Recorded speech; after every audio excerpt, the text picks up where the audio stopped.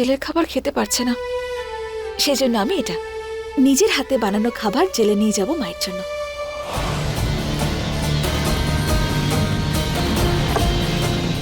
মনে হচ্ছে ও tiffin pack করে ওর মায়ের কাছে যাচ্ছে। আমাকে যে কোনোভাবেই ওকে আটকাতে হবে। ওখানে পুলিশ ওর মাকে 3rd ডিগ্রি টর্চার করবে, আর ও যদি ওখানে পৌঁছে যায় তাহলে আমার এই প্ল্যানটাও নষ্ট হয়ে যাবে। মা, তুমি জানো বিধি জেলে যাচ্ছে ওর মায়ের সাথে দেখা করতে? কি? গল্প করতে যাচ্ছে নিজের মায়ের সাথে জেলে। বিধি, এদিকে এসো।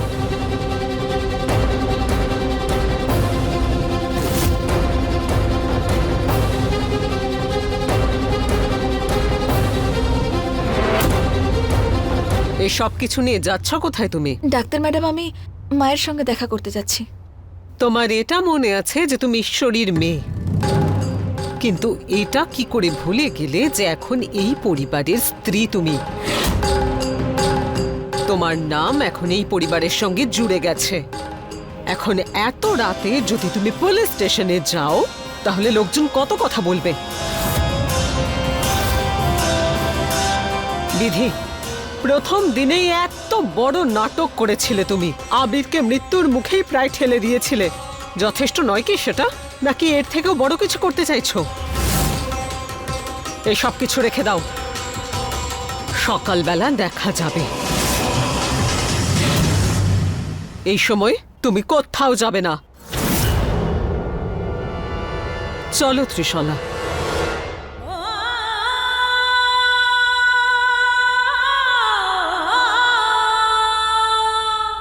ডাক্তার ম্যাডাম ঠিকই তো বলছেন।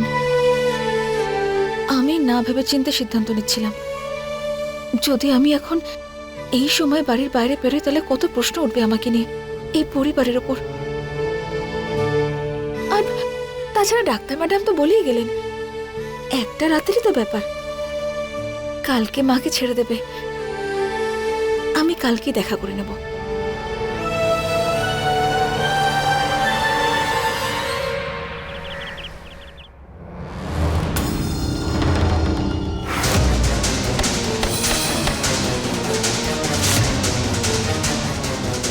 আমি কারোর সামনে সত্যিটা বের হতে দেবো না। দাও আমাকে।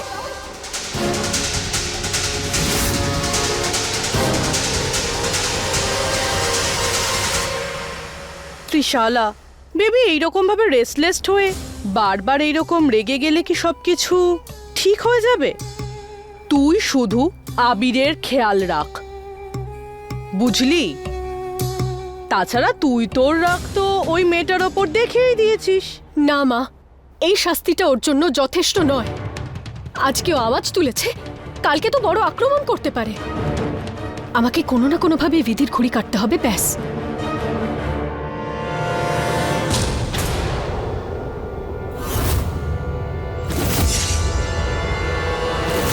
এটা কি জিনিস?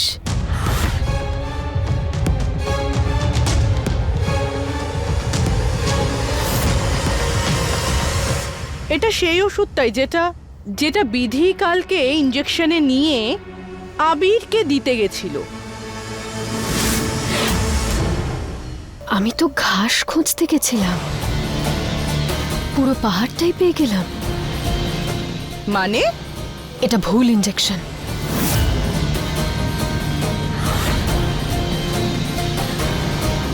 যদি মা এটা জানতে পেরে যান যে বিধি আবিরকে একটা ভুল ইঞ্জেকশন দিতে যাচ্ছিল, তাহলে কি হবে ভাবো।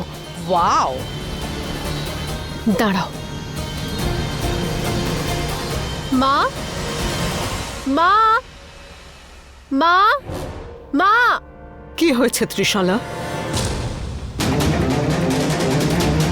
এইভাবে চিৎকার চেঁচামেচি করছো কেন? মা, ব্যাপারটা এটা যে তুমিও শুনে চিন্তায় পড়ে যাবে। দেখো তুমি, কি এটা? এটা কি? তুমি ডক্টর, তুমি বুঝতে পারবে। এটা সেই ওষুধটা যেটা বিধি আবিরকে দিতে যাচ্ছিল। কিন্তু এটা তো হার্ট অ্যাটাক আটকানোর ইঞ্জেকশন।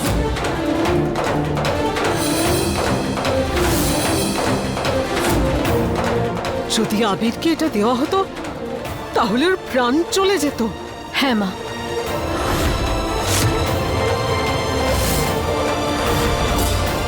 এই অশিক্ষিত মেয়েটা আমার ছেলেটাকে শেষ করে দেবে। বিধি, বিধি! আগে ডাক্তার ম্যাডাম, ডাক্তার ম্যাডাম আপনি ডাকছিলেন আমায়? কালকে কোন ইনজেকশন দিতে তুমি আবিরকে? ডাক্তার ম্যাডাম যেটা এখানে রাখা ছিল আর এটা, এই ইনজেকশন দিতে তুমি আবিরকে? মূর্খ মেয়ে, এটাও তুমি জানো না যে এই ইনজেকশনটা হার্ট অ্যাটাক হওয়ার সময় দেওয়া হয়। এই ইনজেকশনটা যদি তুমি আবিরকে দিতে তাহলে 2 মিনিটের মধ্যে আমার ছেলেটা ছটফট করতে করতে মারা যেত। আরে আমার ছেলেটার সঙ্গে কি এমন শত্রুতা তোমার? সবার প্রথমে ওর খাবারে বাদাম দিলে, যখন শান্তি হলো না তখন ওকে ভুল ইনজেকশন দিয়ে মেরে ফেলতে চাইছিলে। কেন মারতে চাইছো আমার ছেলেটাকে? ডাক্তার ম্যাডাম আমার কোনো দোষ নেই, আমি তো পড়তেও পারি না। ভুল তোমার কি করে হতে পারে? ভুলটা তো আমার যে তোমার মতো একটা মূর্খ মেয়েকে এই বাড়িতে ঠাঁই দিয়েছি আর আমার ছেলের প্রাণটা নিয়ে খেলা করছি। আমি জানি ডাক্তার ম্যাডাম যে এটা ভুল ওষুধ। কি? হ্যাঁ, কাল রাতে যখন আমি এখানে এসেছিলাম তখন বিশ্বাস কাকাবাবু আমাকে বলেছিলেন যে এটা সেই ওষুধ নয় যেটা আমাদের সাহেব বাবুকে দেওয়া উচিত। ডাক্তার ম্যাডাম আমি ওষুধের নাম পড়তে পারি না, কিন্তু মানুষের মন পড়তে ভালো মতো জানি। আমি এটুকু তো জানতে পেরে গেছি যে এই বাড়িতে কেউ না কেউ আছে যে সাহেব বাবুর প্রাণের শত্রু হয়ে উঠেছে। আরেকটা বাহানা। ডাক্তার ম্যাডাম আপনি তাহলে একটা কথা বলুন, এই ওষুধটা আপনি উপরে রেখেছিলেন? তোমার মতো আমি আমার ছেলের প্রাণ নিয়ে ছিনিমিনি খেলছি না যে ভুল ওষুধ রেখে ওকে মেরে ফেলবো। না ডাক্তার ম্যাডাম, আমি কিন্তু সেটা বলতে চাইনি। আমি শুধু এটুকু বলতে চাইছি যে আপনি বলেছিলেন এই ওষুধটা আপনি ওপরে রেখেছিলেন, আর এটা আমি সাহেব বাবুকে দেওয়ার জন্য নিচে আনলাম। আমার হাতে ইঞ্জেকশনটাও ভেঙে গেল, কিন্তু এই ওষুধটা বদলানো হয়েছিল। আর যদি তাই হয় তাহলে কে বদলালো? নিশ্চয়ই অন্য কেউ রেখেছে ওখানে। আমার কাছে এই প্রশ্নের উত্তর আছে।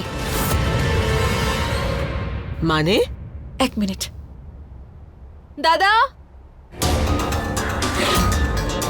হ্যাঁ, এটা কে আর এখানে এসেছে কেন? উনি হলেন সেই যার কাছ থেকে এই ভুল ওষুধটা কেনা হয়েছে। দাদা, আপনার কাছ থেকে যে ওষুধটা কিনেছিল সে কে বলবেন? 1 মিনিট, আমি এক্ষুনি বলছি। কাল আমার দোকান থেকে একটা লোকই এই ইঞ্জেকশনটা কিনেছিল, আর তার নাম হচ্ছে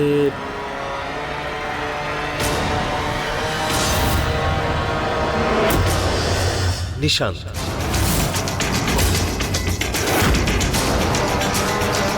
কি ভুলভাল বকছেন আপনি? দিদি, আমার তো মনে হচ্ছে এই ঘটনাটার পিছনেও এই মেয়েটারই কোনো না কোনো হাত আছে, নইলে নিশান কেন এটা করতে যাবে? আর আপনি আমাকে এটা বলুন, যারা যারা ওষুধ কিনতে আসে সবার নাম কি আপনারা রেজিস্টার্ড করেন? না ম্যাডাম, জ্বর সর্দি কাশির যারা কেনে তাদের করি না, কিন্তু বাকি ওষুধের থেকে স্পেশাল। আসলে ফর্মালিটি ছাড়া এটা আমরা বিক্রি করতে পারি না। আপনি যান। নমস্কার। নমস্কার।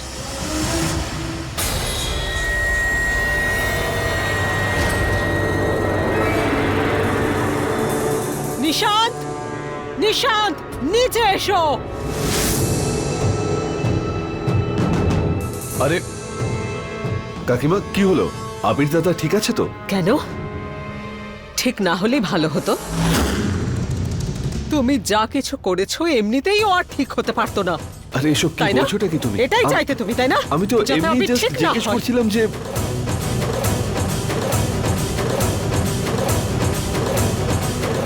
শেষ করে ফেলবো, মেরেই ফেলবো তোমাকে।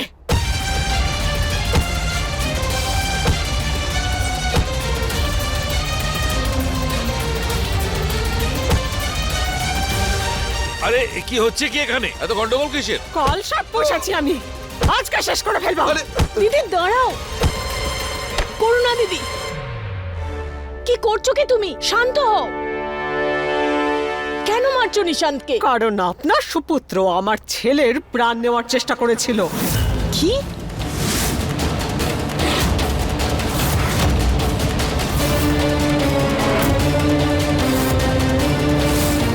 আজকে ছাড়বো না ওকে আমি। আপনার ছেলে আমার ছেলের অ্যালার্জির ইনজেকশন এই ওষুধ দিয়ে বদলেছিল। এই ওষুধ তখন দেওয়া হয় যখন কারোর হার্ট অ্যাটাক হয়। যদি আবিরকে এই ওষুধটা দেওয়া হতো তাহলে ছেলেটা মরেই যেত।